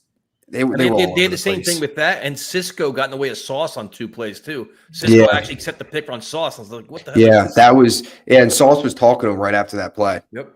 Yeah, but No, that was the downside. The upside, for all the crap about Fields. Oh, he does one read and he runs. He can't read. He's not reading downfield. Well, guess what, guys? His eyes were downfield. And he was not running immediately on most of those plays. But even when he ran, he was like that, though. When he escaped the pocket, he was looking downfield, too. He just didn't tuck his head and ran. He was trying to make plays downfield. So he was trying to see if he could make a play. Yep. He was doing it. He was not doing what they were claiming. And he looked really good. My favorite play was the misdirect on the touchdown. That was awesome. Yeah, that was a perfect misdirect. But the point was, it was good play calling. I couldn't sit back on Moody. The only time I ever got pissed off at Moody was the first series with run, kick. That pissed me off because it's like, what the hell are you doing? But other than that, the play calling was good. The execution was good. Yep. The offensive line looks really good. And you know what? We were worried about the offensive line coach. After seeing this, I don't think I'm so worried. Their communication was solid. They were very like, and that's this is after losing AVT. So we had the center is not the best. He's good, but he played well, but he's not a superstar. Yep. They had Tippmann playing over at right guard, and you know what? They didn't miss a beat. Yep. They were handling. That's a tough defense. Membu was able to handle Watt, which really surprised me. And everybody was worried. We're saying we're going to have to give him help. We're going to have to keep a tight end there. He didn't need it. Watt got one stupid sack. That was it. And the other thing was Fields was not getting sacked. One of the other things people kept talking about, Fields had a very, very high rate of getting sacked. Yep. He didn't because he was getting out, he was stepping up into the pocket. He looked really confident. He looked good. I got to give him a hand to him. I was worried about him too. I mean, you have to be because of all the back and forth. And it also shows you just how much training camp and preseason is bullshit. We heard that Fields was up and down. Fields looked terrible. Fields didn't look good. Stevens looks great. Stevens looks great. Yeah, Stevens had a great. He was a wonderful. The summer of Stevens training camp. Genius. Yep. I think in my concerns, I mean, obviously that was the big concern out there. I mean, the other thing is I'd like to see, I haven't had a chance, I don't know if I even have access to it, to see the all 22s. I want to see if, like, when he was throwing to Garrett Wilson, was anybody open, or was it just simply that Wilson was the only one he could think that was open or even near open? I couldn't see, because that would be one thing I'd be concerned about, that single, wide receiver. I mean, Wilson made some great plays, and Fields throws. He made some incredible throws. Yeah. Zip on small window throws, man. And you couldn't third down too. Went into triple coverage, they couldn't get it. I mean, that I wouldn't recommend throwing against triple coverage. Yeah, but he had the throw to Tyler Johnson, which was incredible. The one that Ruckert was ridiculous. Yeah. The fact they caught him was even better. But like, they were such small window throws that I didn't think he could make. I was like, all right, like, you're waiting for these errant passes. I think he maybe had one or two. That was it. There was nothing crazy. And you saw his confidence growing. In the beginning, he made some passes that weren't that great, but you could see his confidence growing out there. And it was like, wow. And then watching, I mean, Brees looks amazing. He looked great. And it was interesting because other people they said they were going to do committee, and he got all the bulk of the carries. Allen had maybe 5 or 6 carries. But they had a goal line thing. They used Allen. Finally, they figured out you got a guy that can run over a defense. They used him. I wish I used him in other circumstances, but on the 2-point conversion and stuff. But I can sit and bitch about all I want. It's game one. It's also game 1 too. They're trying to figure out what they're good at. Learning. The other thing is, we talked about it. We said the coaching staff is young and new. They're learning, and there's things they're going to learn. They're going to learn. But I'll tell you what, this coaching staff is young. Bubs, they seem much better prepared though. 100%. Much more attention to detail, less communication. They have enough. They were very prepared. That was something I wanted to say. This was not the Jets. They didn't come out like zombies. Nope. They didn't come out first drive. Other than Stevens and the safeties. Everybody else looked like they knew what they were doing. They knew the game plan. They knew where they needed to be. It was all there. The coaching was there. Everything was there, which is really good to know. They're going to make mistakes. People said the 2-point conversion attempts were mistakes.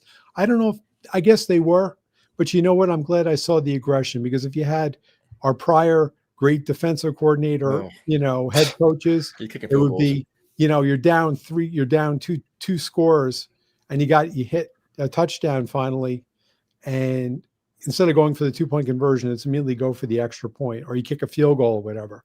I'm getting the feeling he's not, and that he's standing up on that. When Glenn talked about analytics, and somebody asked him about 4th down in one of his press conferences, and he said that there were going to be, that they would use analytics to see the situation. Well, the thing I like about Aaron Glenn, he's very prepared. He studies time management and game management, so he has a very good explanation of what his mindset was and what he was going to do and why he did it. And I like that. Solid be like, well, or he'd always keep his timeouts, not call him at all for no reason. Like he did the stupidest shit.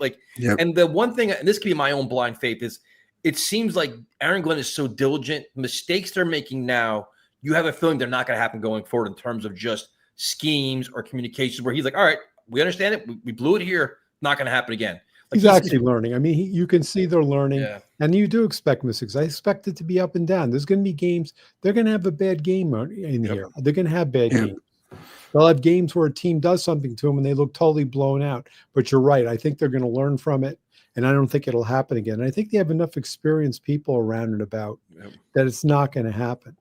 I mean, there's an irony. I am concerned about the secondary, because in one sense, Glenn was a defensive back. He coached it. Wilkes was a defensive backs coach before he became a DC.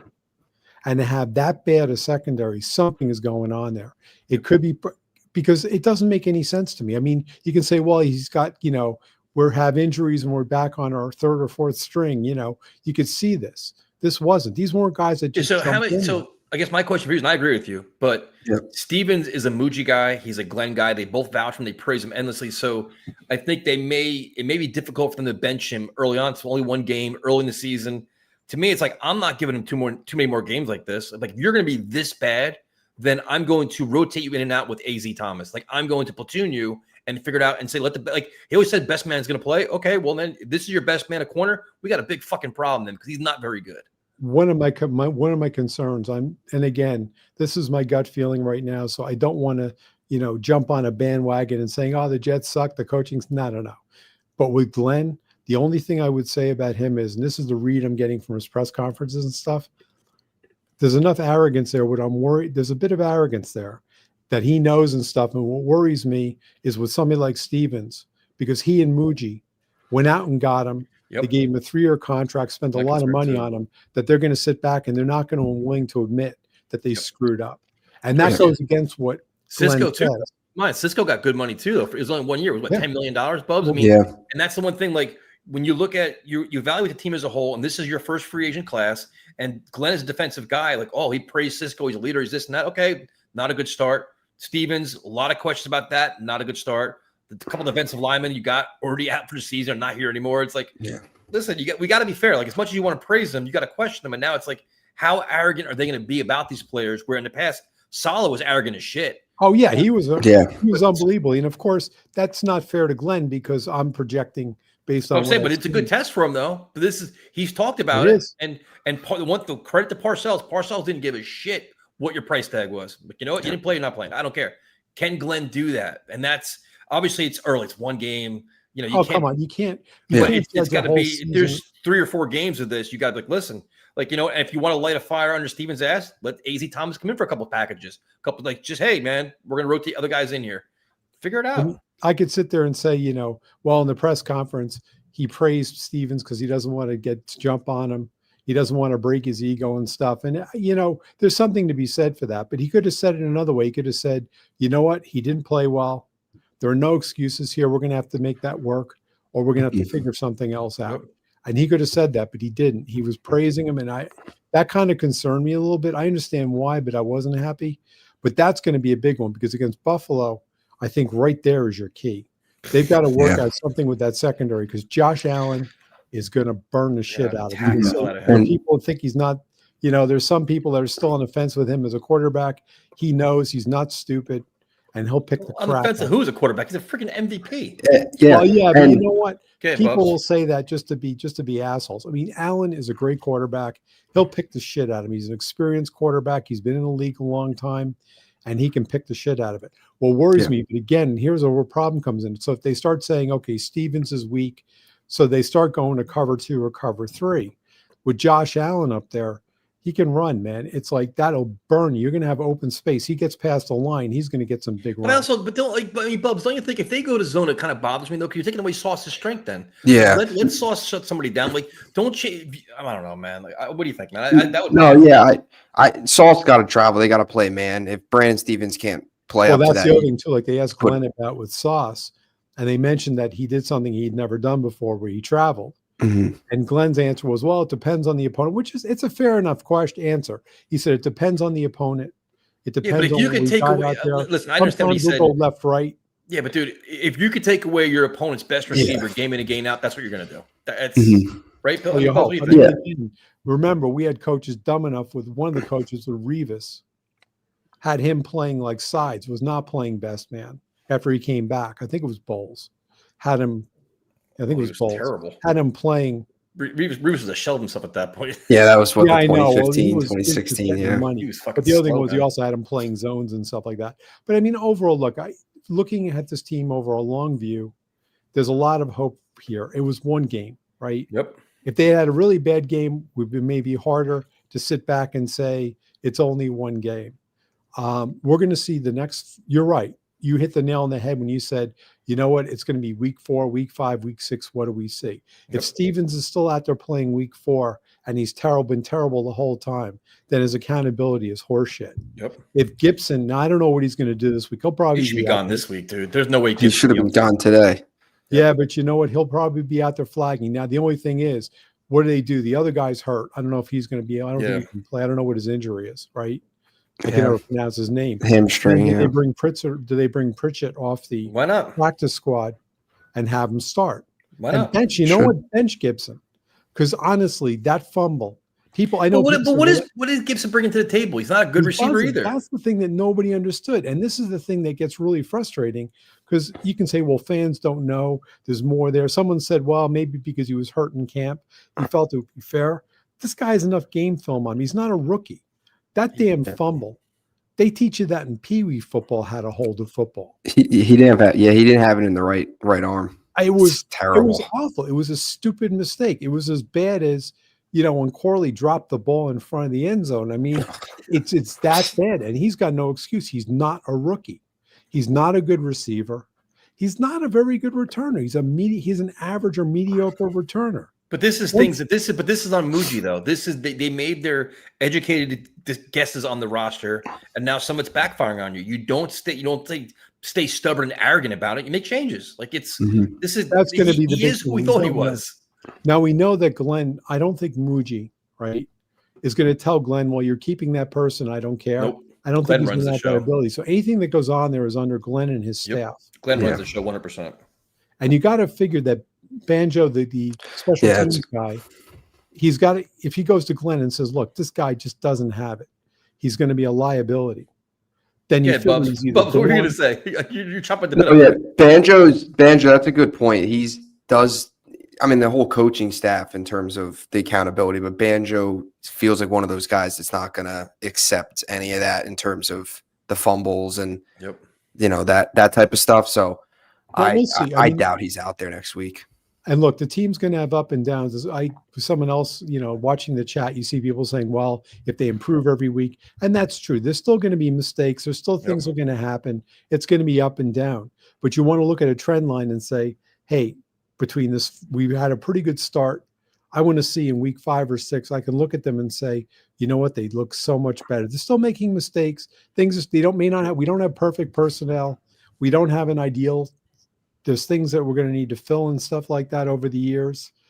But it's kind of like, that's where we're going to look. So And what's there's a lot your of level options of confidence going into Sunday on a scale 1 to 10? of them beating Buffalo? Yeah. Yep. I'd say right now between 6 and 7. That's not Only bad. because I think they can. First of all, we were always tough against Buffalo. I've got many years of the Jets. They always and play them well. It didn't matter how bad each team was. They play Buffalo, and they play them tough. They did under Saleh. They played them tough, right? Buffalo is not a perfect team. Their defense isn't perfect. Oh yeah, the last 3 years they were 2022 they beat him with Zach. 23 was the walk off, and then even last year they only lost by 3. That was the penalty touchdown call back. The Greg Zuerlein missing the kicks. That was they should have won. They played them well at home. It's a tight game. They're always up for it. It's a big rivalry, and I think that again, I don't think it's going to be a low scoring game. I think it's going to be fairly high. It's going to be like this week probably. I don't think their defense is that good. I think Fields and stuff, if they call it right, they can really do a number, and they can play ball control. They had that in this thing. And you watched the Ravens last night. They're running the ball with Derrick Henry. Not saying the Jets are the same as the Ravens, but no. But I mean, they had no answer for Henry at all. Now, of course, that he is Derrick Henry, but you know what? Brees is no Derrick Henry, and I would never call him that. But Brees in his own right is a great runner. Fields is a great runner. Yep. And they're not, their defense is not that good when it comes to that. Yeah, but I mean, they're gonna make adjustments too. So I guess it's a lot to go to. But thanks for calling in, man. We appreciate it. Anytime. Have a good night. Night. It's interesting that how everybody bounces. Oh, look at this guy. See, now we're sitting here an hour and a half in, and then the Mr. Celebrity says, "Let me call in now and try to share my insight." You see how this guy works? Or he's probably on the afterburners or something like that just now. He's probably got throwing afterburners. He's got to come on and share his thoughts. First of all, fix your mic. You come on here so totally unprofessional. Well, my IT guy doesn't help me. And you're rolling on the wire on your chair. I know. You know what's even funnier? My cat's chewing on it now too. It's making it even worse. I hope he keeps chewing on it. He is very. I keep reaching down because the cat's chewing on the fucking wire. Look, he's right here. He's like underneath the tire and he's chewing on it. Like there's just no hope. Never a good thing to say. I won't kick the cat though. I'm petting him. I'm not kicking him or punching him. Hi, Bubs. How you doing, man? How's school? How's it going? It's going pretty good. Good. So why are you joining us so late, man? What other show were you on? You had the special guest appearance? I had a call. I had a work call. Mm-hmm. You buying that, Bubs? He's probably an afterburners or something. Don't see the cat? Hold on, where'd the cat go? Psst, come here. So, Bubs, ask him a question. I'll get the cat. What are your thoughts on the game as a whole? A lot of positive things, a lot of negative things, right? Secondary. Does he look angry? He doesn't look angry, does he? He looked like what's his name? Mike Myers from. He's not hungry anymore. He's ate a whole quart. From what was that movie? We placed the secret agent. Austin Powers. Yeah, Austin Powers. Yeah. Take the hat off. It would be perfectly. What's up, kitty? So, what did you think about yesterday? Well, good things. Same old Jets. Listen, one game. We're going to judge it by one game. Let's give these guys a chance. Secondary was bad. There's no ifs, ands, or buts about it. True. It was totally opposite what we thought was going to happen. Right. We thought the defense was going to, keep it a low-scoring game, and the offense, was going to be hard to score, and totally opposite. But let's see. Let's see how long of a leash these guys have in the secondary, like Stevens. If he follows the same rule as Parcells would make a move 2 or 3 games down the line. Well, Parcells would cut Gibson. Yeah, he would. Yeah. Mm-hmm. Yeah. The thing with Stevens, I just want to bring up, and just I guess the concern is obviously what Josh can do. Josh Allen, he could turn one of us into an elite receiver, but you'd assume Sauce would be on Keon Coleman, and then Khalil Shakir, Josh Palmer, both those guys had pretty good games. They're going to pepper those guys because they know Stevens can't cover. And then next, not to look too far ahead, but you look at the challenge the Bucs possess too, because you're going to have Sauce and Evans. And Emeka Ibuka, the rookie they got from Ohio State, had an incredible game against Atlanta. That's really concerning to me. If you're asking Stevens to cover him, if he has another bad game against Buffalo and he's still out there, that's the next 2 weeks, you're not going to hide him. It's going to be real tough. If he continues to struggle, it's going to be obvious, clear as They're going day. to constantly pick on him. Yeah. Well, also the Jets got to prove they can stop tight ends too. Yeah. They, Yeah. You know, they knew they were going to fire with John Smith yesterday, and that was it was very surprising. They got to do what they got to do. Is basically what they did this past game: run the ball, time of possession. The more they keep that drive going, 10 yards at a time, whatever, like 10 minutes more than the Steelers had yesterday. 35-25. Keep it out of Allen's hands. I mean, that's going to be one of your best shots at that point. Yeah. You have to stop there. The secondary's got to pick it up because the front line can stop the run. Right now, do you think? I mean, now the Jets have tape out there. Do you think the Bills can find ways to sell out to stop the run and put more pressure on Justin Fields, or do you think their run plan now is pretty much? We came into yesterday's game saying they're going to put 8 guys in the box, and we still ran it. Yep. Well, you know what's funny is Brees actually saw a decent amount of stacked boxes yesterday. 31.6% stacked boxes faced, which was the 5th highest among qualified running backs yesterday. But just the blocking and the lanes they were open up in his vision, they were able to kind of break through there. But Buffalo had a terrible time against. I mean, they allowed 238 last night. Yesterday was mostly on the left side. Yeah, they went running on the right side with Watt. Well, they said that in the broadcast. I think J.J. Watt said that where if you ran to T.J. Watt's side, they get like 2.6 yards, but if you go to the opposite side, teams average close to 5.6 or 6. Yeah. So, you know, Let's see if it's opposite. Let's see which side of the line they pick. Yep. You know, let's see what they can do. I mean, Fasciano and Simpson will open up holes. Yep. They were really each guy had a position. They were holding off the guy, and then he hit the holes a lot faster than he did last year. Very decisive. And the one thing I like too is the one run that didn't work out when he went to the sideline. He actually told the coach where he made the mistake at. They were both on the iPad. And they're both pointing out that you got to go this way. And it just seemed like there's more attention to detail on the coaching staff this year. Which like a lot this coaching, hands-on on the there's sideline. actual coaching. Yeah. Okay. And I brought it up in the chat. I don't know if you saw it, but the one thing I'm looking forward to is if they can keep Fields playing the way he is, we'd be doing something we haven't never done before, and that's developing a quarterback. Could you imagine? Yeah, and that is a good sign because God forbid something happens or anything, we got a guy in place that can do that. You know? Well, and they're doing it. They're doing it the right way in terms of build a offensive line. You kept Garrett Wilson as your playmaker. You got the tight end and Mason Taylor. Got the running backs behind them. So they're putting pieces of the puzzle there. Now you just need another receiver to step up, whoever that could be. Yeah. And they gotta introduce some more plays in the end zone. You know, they need tall guys in the end zone. You know, even though he was triple team, he had hands on that ball. I hated that play call. I know hated that. You know, yeah. But you if you had taller guys there, you could have a better chance, even if it's double. But aren't your taller guys? You have what? Well, you have Mason Taylor. You have Tyler Johnson. You have guys like that. That's what they should be for. Your tight ends. Exactly. Yeah. Yeah. And even Reynolds, who's taller, more that physical type of receiver as well. The balls he was throwing yesterday, like you guys mentioned, he zipped them balls up when he had to. He stepped into his throws. It was throw first, run second.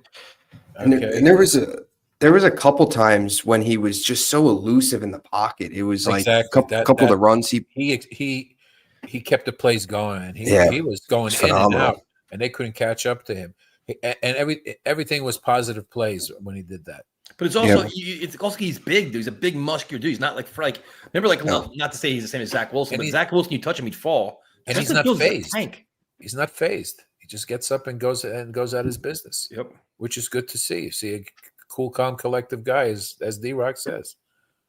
Yeah. I think in a lot of ways he gained, and I think the locker respected him already, but I think that's big too. You could tell they really rally around him. I mean, they've talked about that quiet confidence, but even the play, was it before? I think it was before he had the read option. He took it himself and faked the entire defense where he dove and almost got into the one, but got crushed out of bounds. Like those are the type of plays that earn your respect, putting your body on the line, not afraid to lower your shoulder. Like that's the type of stuff. I mean, Garrett said he was a dog. Like that's the type of stuff that his ability like that in the huddle, like guys are just going to rally around him from that perspective. And plus, Buffalo's can't say we're going to, stuff the line because he did throw it down the field. And that touchdown pass to Garrett Wilson was nice. Beautiful. Yeah, Garrett Wilson with a beautiful pass, but he was throwing some really nice spirals. And then, So what's your level of confidence going into next Sunday? A scale of 1 to 10. 7. Oh, look at you. Yeah, I'm gonna go because we've played them hard before, and I think Buffalo's on a high for winning this game, and this could be a letdown game for them as well. Works for me. They can. Who does Buffalo play after us? I don't care. No, because they might be looking towards that game. Dolphins Thursday night against Miami. We're a trap game, is what you're saying? If it was a much better team, but hey. I don't know, man. When they see how good the Jets played, I'm not sure they're going to be attracting. I think Jets probably got their attention. Hey, if we could play like this every week, we have chances to win games more than we anticipated. They were fun to watch. Yesterday's game was quite entertaining. I mean, I was pissed the way it ended, but I'm like, for a good what? We all were pissed. Because it was one guy caused that. Even with the secondary playing as shitty as possible. That one play changed the momentum of the whole game. Yep, and he shouldn't be on the team.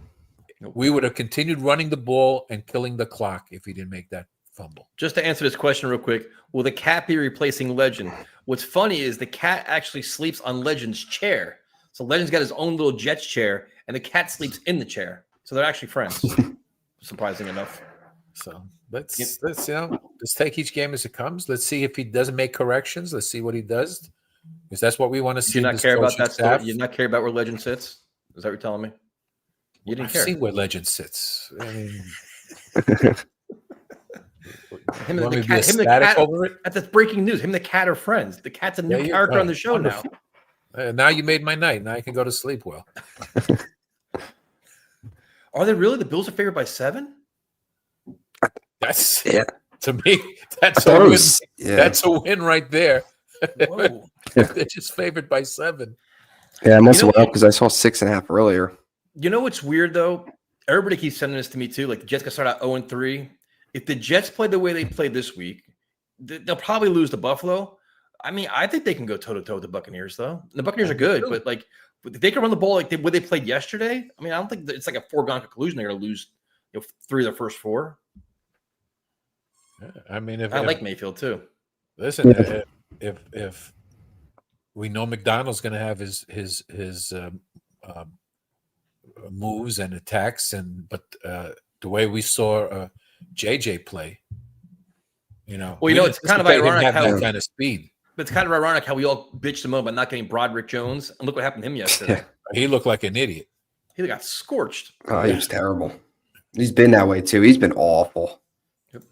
So, well, Afram, thank you so much for blessing us tonight. I know you're a very busy man doing a lot of interviews, and too many shows, too little time. But next time I'll put my schedule out for you, so you'll know where I am at all. Bub's, Bub's getting worried. He's like, man, Afram's not calling in. He's probably on an afterburner. I'm sure like, don't that's worry, Bubs.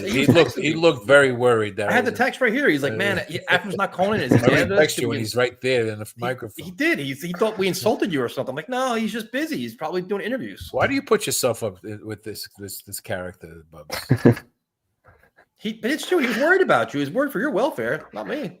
My welfare? Why does he got to worry about my welfare? To make sure you're okay. Have a good night, man. Have a good night, guys. Have a good one.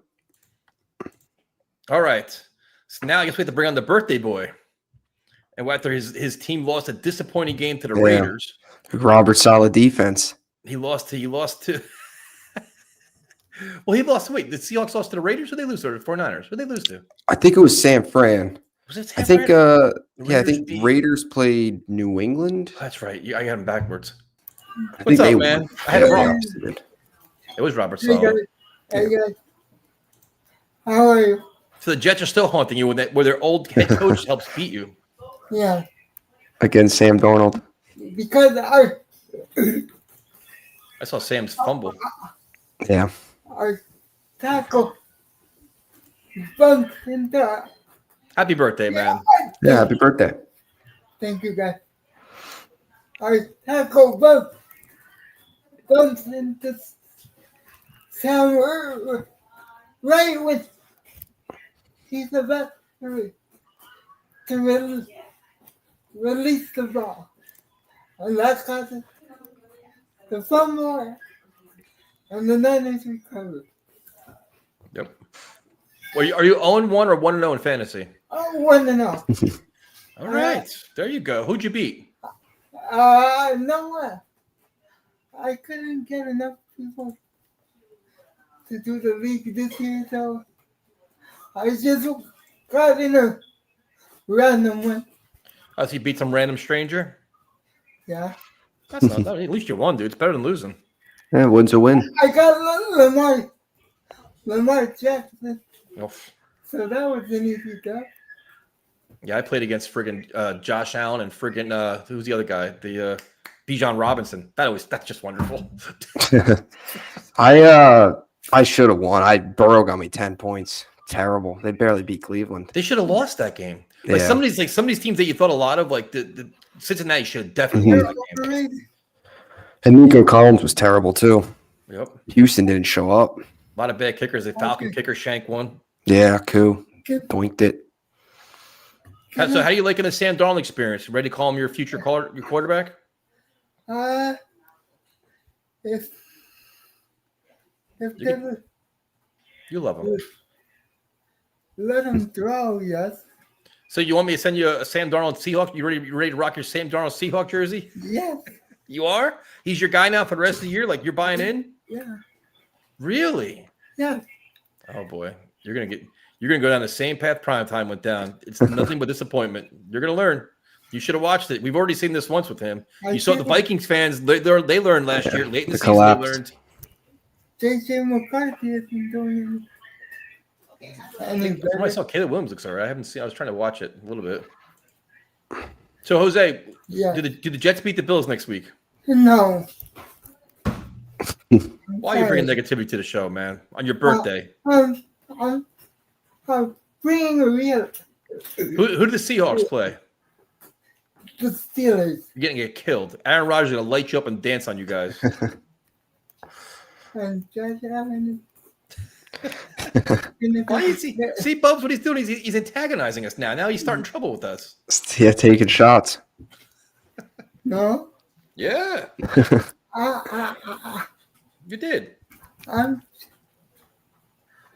just retaliating. Retaliating. You instigated it.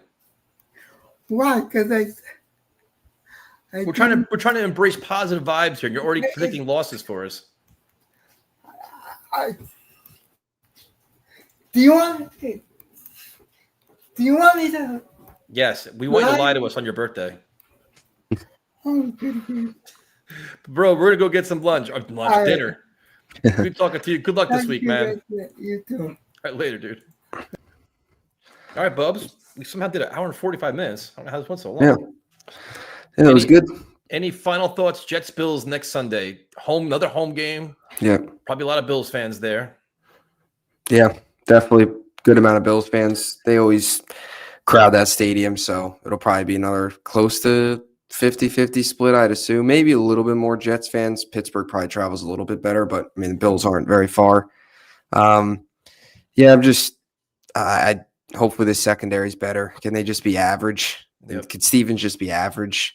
If not, you're going to have to score 30 points and hope that you could force a turnover and kind of limit some of these little margins. But Yep. I mean, all in all, you'd rather look at this team doing, from the run game perspective, did all those things well. I'd rather this offense, like this coaching staff, like Tanner Engstrand, the big, I guess, issues with him are just the little things, the 2-point conversion, some of the short distance stuff. I'd rather that be the issue than the offense scored 6 points this weekend. And we're talking about the same stuff that we've talked about every single year. So that's at least a positive, but really concerned about the secondary because Brandon Stevens just isn't good. I felt a lot more confident yesterday than I will this Sunday.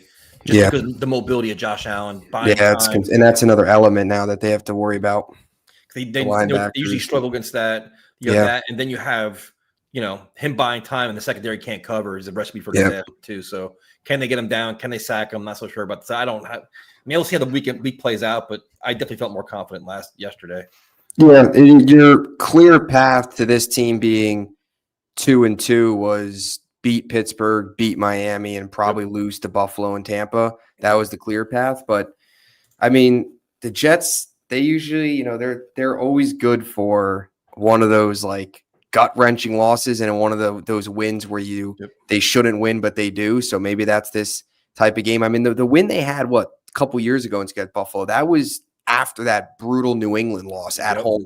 Yep. And then they ended up shocking Buffalo, and then they had the bye and came back and blew it against New England, and that was ridiculous. But they played Buffalo tight. But yeah, I agree. I was much more confident going into this game, and just how well they played to not come out on top is a really tough pill to swallow. And yeah, you got the division winners in your own building, so see what happens. Will Notre Dame beat Texas A&M Saturday night? I think they're home, right? I think so, yeah. Smart answer, my friend. Good answer. Very good answer. Yeah. Well, give out all your information, man. You actually went to the game, but you do all kinds of great content, so give out, everybody can get a hold of you. Yeah, I'm just over YouTube, Bubs on Sports, Twitter @Bubs52. I also write for the Jet Press, so had a couple articles up prior to Sunday's game with some matchups to watch. Had an article up today on Justin Fields and his performance. Working on an article now on Tony Adams and Malachi Moore, why I think Malachi Moore should start. So that'll probably be up in the next day or two, kind of some fallout Pittsburgh content going into Buffalo, and then probably potentially another article by the weekend, just kind of a little bit of a preview for Buffalo. So yeah, that's the article stuff, Twitter @Bubs52, and then YouTube will have every week I have a content creator on from the opposing team just to kind of get the opposing team's perspective, learn a little bit more about the other team. So got somebody coming on, I think, Thursday. And then, game previews, game recaps, shows during the week, just news and stuff like that. So, yeah. You're a machine. Well, thank you guys for joining us. Tomorrow night, 7 o'clock, I'll be on Ian's channel. We'll be doing the same thing, recapping it. And then we're back at it all again this week. Game stream, recap stream, and everything else. So thank you guys for joining us, and we will talk to you next week. Jet